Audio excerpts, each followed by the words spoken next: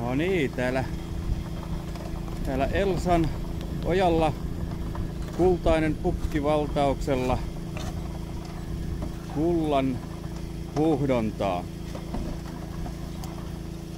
Siinä luodaan maata luontikouruun.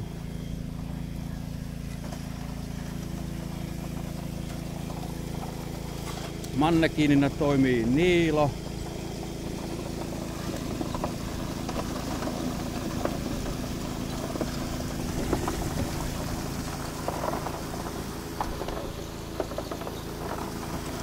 Sinne menee maata. Siitä ne veden vaikutuksesta valuu seulontarumpuun,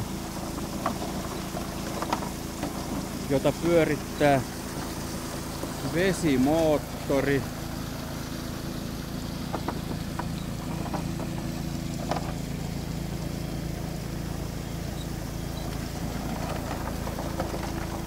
Sitten sieltä seulontarummusta tulee isommat kivet pestynä ulos.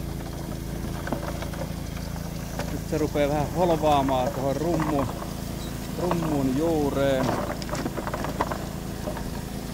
Sitten sieltä seulontarummusta veden vaikutuksen alasena maamassat valuvat huuhdontaränniin.